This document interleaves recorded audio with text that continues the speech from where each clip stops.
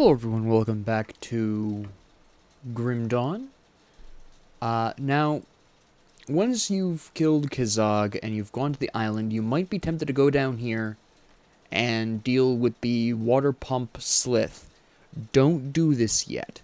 The primary reason why is because the level of those enemies is a little higher than the levels of the enemies in this area. And as a result, it's generally better for you to go through this segment of the game first and come back to the water basement, the water cave. I don't know what you want to call it. The water pump cave, I guess I'll call it. It's a little bit better to deal with this area first, since the maximum level of these enemies is actually, I think over here it's 7 or 8? I can't quite remember. It's approximately 7, whereas the enemies in the water pump cave go up to, I believe, at the very least 9, although I think it's actually 10 or 12. Again, I can't quite remember. We don't want to well, I don't want to shield it this time. If you want to use a shield, that is absolutely a viable option. So don't worry too much about that. I will probably variously change my build a little bit to kind of showcase the sheer variety the Arcanist Occultist combination has. It's incredible amounts of variety. It really is. You'll notice at this point I'm still relying upon the Dreeg's Evil Eye.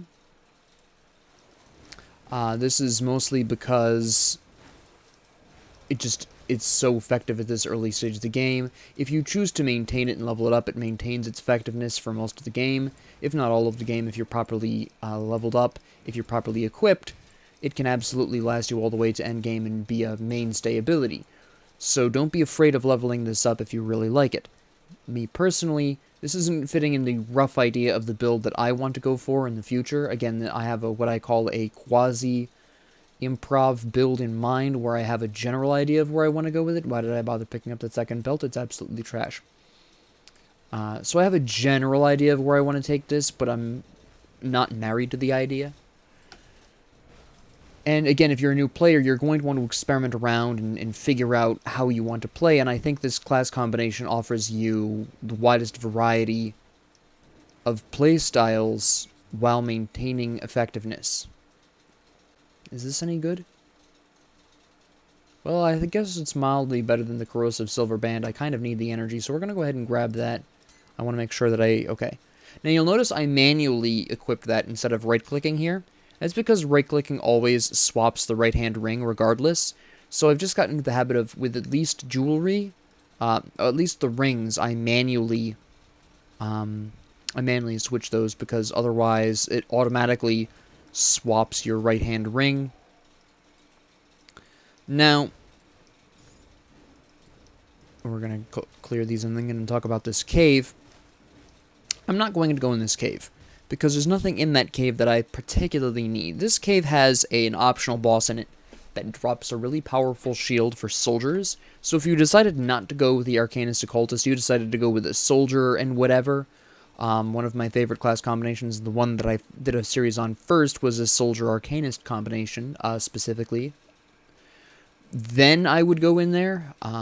At this point in the game, it's an awful lot of trouble for, well, unless you die way too often, you're actually probably going to, in the long term, gain some experience there. But as I mentioned earlier, there are level caps to these areas, and the higher your level compared to the enemy, the less you get. So you don't necessarily need to rush to any specific level that can hurt you in the long term or the short term. At this particular point in the game, it's more likely to hurt you in the short term than the long term. And it will eventually self-balance out, where it's not really worth the effort unless you are a soldier and you're hoping to get the shield that he drops. That is quite an excellent shield. Actually, it would last you until, if you spec correctly, if you're otherwise pretty lucky with your equipment, that can easily last you to the mid-game, that shield. It really depends on how lucky you are.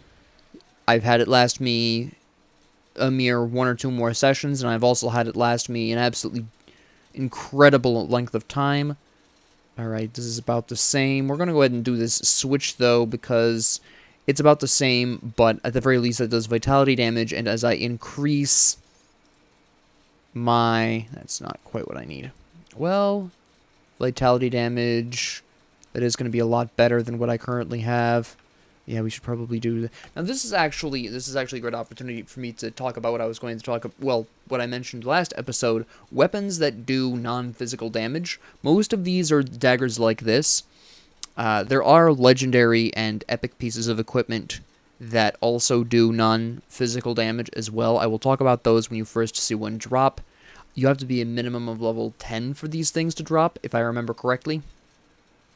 But for the most part, if you're going to be doing non-physical damage, you're very likely going to be going into daggers like this, sacrificial knives and stuff like this. There are weapons that can do non-physical types of damage. For example, the decaying scrap metal Gladius of Alacrity does clearly 4 vitality damage, and 18% of its physical damage is being converted to vitality damage. But in terms of just raw damage output being non-physical, it's going to be a knife in most situations. So we want to equip this. We absolutely want to equip this. We're going to put 1 point into cunning, so we're going to grab, boom, this delightful necromancer's knife, and that's going to pretty much be where we want to be for now. I'll probably hopefully get some better weapons. There is a specific weapon that I'm hoping I will get in the near future that maybe will provide me with a little bit more damage output, that it could potentially last me for quite some time throughout the game and be upgraded as well. I'll talk about that if I get one. That's a conversation that will eventually happen. I don't know why I went this way. This was the mistake. I mean, I can handle the enemies, that's not the issue, but I didn't need to come this way because there's nothing particularly valuable this way. It's the other way that's really good. We're going to go ahead and increase Slail's Witchfire here. Okay, better gloves, so that's nice. Now, at some point in the game, you're going to stop picking up white, gray, and yellow equipment because it's just not going to be worth your time. You're going to be picking up a minimum of green equipment. There is a specific reason you will be picking up a minimum of green. Again, when I get the opportunity to do so, I will show you why you want to be picking up at least green equipment. Don't turn your nose up at green stuff. It'll often, in a lot of situations, it will wind up being... That's actually fairly interesting. If this converted physical damage to aether damage, that would actually be really viable. That's lightning damage, I don't care at this point. Aether and chaos damage. If I did aether damage... If I did aether damage at this point, that would be fine. That's fairly impressive. Now, this is really the problem with, the technical problem with two-handed weapons, is their slower attack speed. You can see that despite the fact that it does much more physical damage, it has impressive armor piercing, and it gives me a substantial boost to my vitality, damage, and decay, and it adds some flat chaos damage. Because of its lower attack speed, it still isn't doing quite as much, and this is also partially because of the boosts that Slail's Witchfire is providing me. So you do have to have a very serious conversation with yourself. That is not a jest. That is, I do that all the time. You have to have a serious conversation with yourself about whether or not you want the lowered attack speed for the higher damage per shot or per attack if you're using a two-handed melee, or if you really want that attack speed. And it really is going to come down to the individual weapon. That particular weapon was too slow and didn't do enough damage to justify that, so it really wasn't going to be worth my time. Despite a mild increase in my damage output per second, it wasn't enough of a change. This one, for example, is worse. It just isn't a big enough change to merit that kind of the use of that particular piece of equipment, so we're just not going to go there. It's just that simple, and that's a decision you're going to have to make for yourself, depending on how you feel like playing. Maybe you prefer the slower attack speed because it allows you to, maybe you're using something like Fire Strike that uses mana per hit, and the slower attack speed isn't necessarily a bad thing for the simple reason of using less energy. That's totally viable, and something I have done before, and used quite effectively.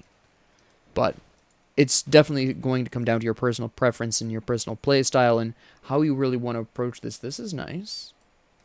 We're actually going to equip that to the right hand, so I'm going to right-click that. I have to get back into that habit. It's a lot more effective if I'm changing only the right-hand ring.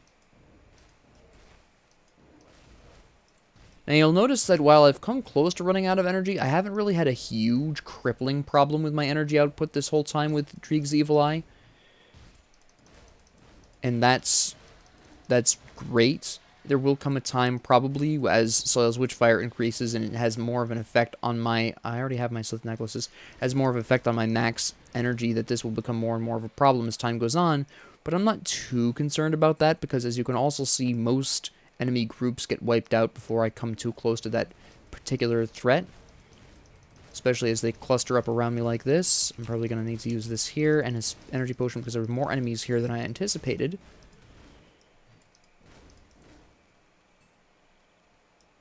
Alright, we're going to grab the food ration to restore our constitution, and we're going to head on up here. Well, there's a shrine down there. This is a rare opportunity. We're actually going to go back there and do that, so that way you can actually see what this looks like. Now, actually it's not a shrine, it's a totem. Now, throughout the game, randomly will spawn totems.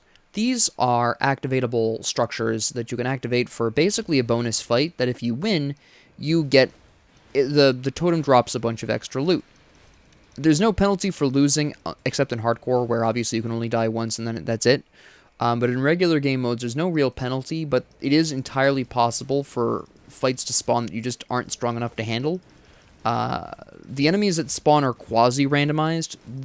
As I mentioned in the previous episode, there are various factions in the game. There is a totem for each faction, and then some actually. And what spawns out of the totem randomly is going to be decided by a faction. So the random spawns will be factions. This will also be a good opportunity for me to talk about heroes who are kind of like randomized mini-bosses. So we're going to activate this. This is an animal totem. If I'd been a bit more patient, I could have probably looked at that and told you that. I didn't bother checking. You can see that these guys are kind of slapping me. We've got these heroes that are marked by the stars around their health bar. These guys are tough. Again, they are kind of like randomized mini-bosses. In some ways, they can be worse than bosses, because bosses have a very specific room or area that they are in, obviously, and the amount of random enemies that are going to be present in a boss fight is none. The boss might summon enemies, sure, but those enemies are going to be specific kinds, are going to be coming in specific numbers, and you really don't need to worry too much about that. But with heroes, because they spawn just out in the world, you have the very serious risk of coming up against a bunch of heroes with the support of some serious backup sometimes, especially in the late game. And that's just going to make the whole thing that much more dangerous for you. Oh, that's a nice belt. And hand of blunderbuss that I don't need. And I did not kill all the enemies. This guy comes. Sometimes it'll spawn 2 waves of enemies. I actually need to level up here. I need to grab Arcanist. I need to go here. What I'm actually going to do is increase Inner Focus. Now, I want Inner Focus for 2 reasons. One, as I mentioned before, Spirit increases the magical damage types. Again, Occultist does Chaos, Vitality, and Poison, all of which are affected by Spirit, and Arcanist does Elemental and Aether, which is also affected by Spirit. The higher my Spirit, the more damage I'm going to be doing with my various damage types. Here's an epic. Now, this is an epic. Blue is epic, purple is legendary. Legendary you can only get from level 50 onwards. This dropped partially because I am level 10, the minimum level. Now, this is increasing physical damage. You can see it also increases armor, which is really impressive. Most epic and legendary items, not all of them, but most of them, also increase specific skills. This increases military conditioning, which is a soldier skill. If I was a soldier, this would be absolutely incredible. I am not a soldier, and I don't really do physical damage, which is why, despite the fact that it's rarer and 4 levels higher, it's a level 14 piece of equipment. You can see that down there, required player level 14. That is also what it typically is referred to as the item level as well. At least from my perspective. Other people might define item levels slightly differently, depending on their perspective. But this is a level 14 item. But despite that, it does equal amounts of damage to my Necromancer's Sacrificial Knife.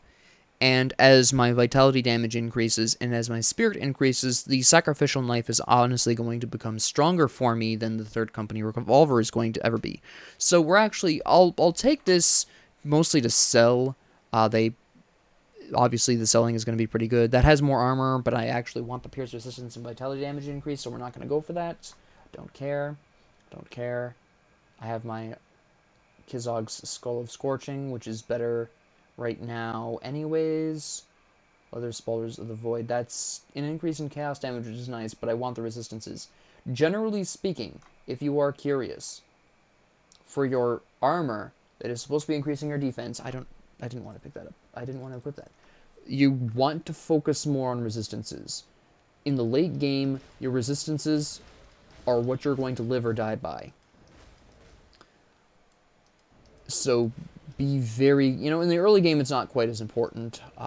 Physical damage, regular armor is going to be way more important. And in the late game, don't underestimate the need for armor or armor absorption as well. I'll talk about those later on. Those are also very important. But it is mostly going to be your resistances that are going to keep you alive or cause you to just crumble. So be very careful, especially as you increase in difficulty level and your resistances decrease by 25 and 50% respectively as you go through various difficulties. Now at this point I'm going to turn off the ability to see white and gray and yellow items. I don't care at this point. I'm level 10. I'm starting to see the epic items, also known as the blue items, drop. So at this point I'm only going to be looking at minimum green items. What I have is pretty good for level 10, so this should be able to sustain me until I can actually fully replace a lot of my stuff with green in the near future. And again, as I was saying before, I am hoping to find a very specific green item that I will actually be almost prioritizing once we get to this point. So we're going to be clearing out this area here. Back up here. Okay. Round 2. One of the nice things about Poison and Acid is that not a whole lot of enemy factions resist it. Even Chthonics don't have that high of a resistance to it. Their resistance to it is fairly mediocre. So even against Chthonics, Poison remains relatively effective. It's still, again, they still do have some resistance to it, but it's not as high as their resistance to Vitality and Chaos. So it just is an overall really effective damage type against a lot of enemies. Late in the game, actually, Slith become decently resistant to it, as well as very specifically Chthonic Rift Scourges and basically the large Chthonic bugs. Those are really resistant to poison. Beyond that, specific heroes and very specific enemies, these poison zombies you've been seeing around, those are really resistant to poison as well, obviously, in the late game. But overall, with those certain very specific exceptions, poison maintains a fairly strong presence. This is what we need the Slith necklaces for. Now we have the Slith Primal Ring. This is huge. This is, as you can see, a lot of resistances that are really valuable. We're actually going to slap this on over here because the other ring gives me some good resistances as well. So we're just going to throw that on the floor. That's great. Actually, we're going to sell our trash while we're here. Sell this, and sell this. And this useless belt might as well. And this stupid ring. Now, what is this? That is not good enough for me. Nope. Wait. No. A green belt. Physical and poison damage. I don't intend on doing poison damage long term, at least at this time, so I don't care. Buying equipment this early in the game is very hard. You can see I only have 5 grand. That's not really that much. But that's fine. I'm going to go check a very specific area before I... Am I going? I am going the wrong way. Before I stop the episode. Oh. Vitality increase. Very nice. Conversion from physical to vitality damage. So that's actually not bad. I'll take that. I'll probably be replacing it pretty soon, but I think I know. Well, there's 1 or 2 weapons that I'll be replacing that with. It remains to be seen which one. Hello.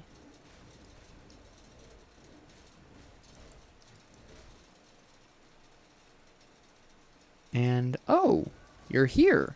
Okay.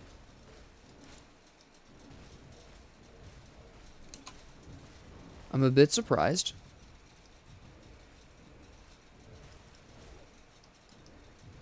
And this is a quest boss. He's technically a hero. He's actually a boss in disguise. He's a guaranteed spawn. And he's assigned to a quest. The quest with the necklace, you probably took it if you've been grabbing all the quests you can, which I recommend you do, because there's no downside to there's no downside to taking a quest. So take all the quests you can. There we go. See, if you were a soldier, this would also be really good for you. I'm not, so it's not really going to do me that much good. I am not using pets, nor am I a shaman, so that belt isn't going to do much good for me either, but green items sell decently well, so it's time to start selling those. Yellow, white, and gray items sell for an absolute pittance. I don't even at this early stage of the game, I don't bother selling them. If you are really desperate for cash, go ahead. But that will greatly extend and slow down your progression to items that actually sell money. Items that sell money. Items that actually sell for money. Let me rephrase that. Items don't sell money. The items that sell money. What was I on? Alright, we're going to go up here. Now, if you feel like farming Milton, you actually can. He respawns. Most things do. I think most, if not all, the bosses respawn. I can't remember if some of the final bosses respawn or not.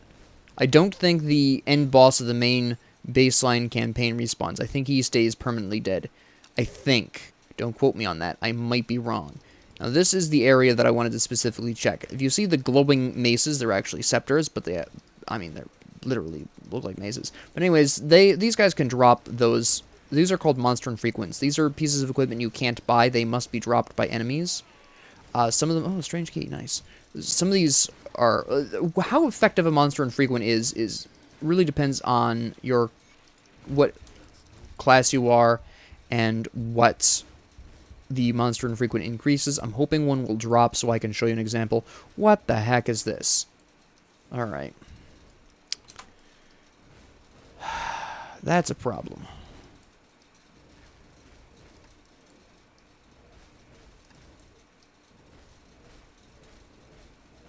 That's right. Okay, you're unstuck now. Which is deeply unfortunate. But that's okay. Back it up. There you go. You gave me diddly squat. Holy cow, you guys are trash. Alright, well that was... I mean, it was worth it for the experience, I guess, but... beyond that, holy cow, that was useless.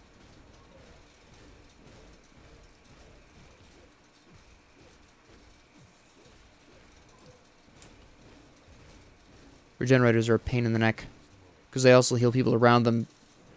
Technically, they're not even healing, they're just increasing health regeneration, which is a bit different, but it's more semantics than anything else. They're an absolute nightmare to deal with. I pop down here. None of you guys have the scepter, which is unfortunate. But I'll have another good opportunity for that later. So I'm not that broken up about it. Now that I have the strange key, I will be using that in the appropriate episode. If you get it too, how excited you should be really depends on whether or not you're an occultist or a shaman. That sounds a little odd, but I'll explain it when I get to that point. Don't worry about it now if you're new. Grab this.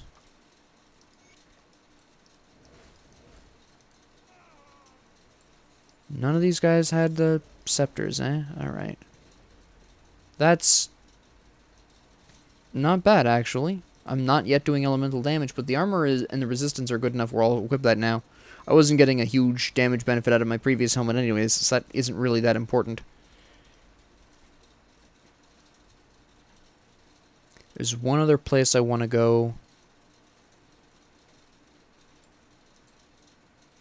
In the hopes of getting the item I want. Otherwise, I'll go ahead and stop the episode, make them respawn, and then next episode I'll try again.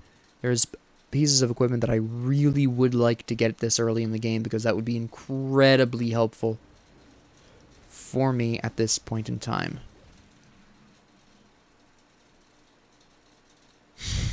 Let's hope. None of them seem to be carrying it. Oh, there are a couple. Okay, so we have a chance. You can't necessarily see all monster infrequents on the people carrying them. Some of them are literally monster body parts, and they just kind of drop. Okay, none of them dropped it, which is deeply unfortunate. Okay, so we're gonna... Actually, we should probably go ahead and take out this goon over here while we're in the area.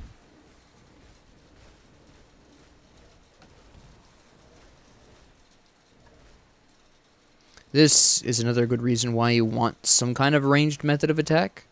That firing absolutely slaps in the early game, because you aren't likely to have the levels of fire resistance to make that less of a problem.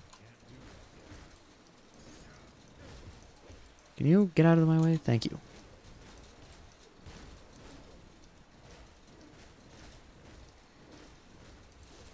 Alright. Ooh. Oh. That's really nice. That'll probably remain relevant for quite some time for me. Unless I get a better version. I'm going to go ahead and pop up here really quick.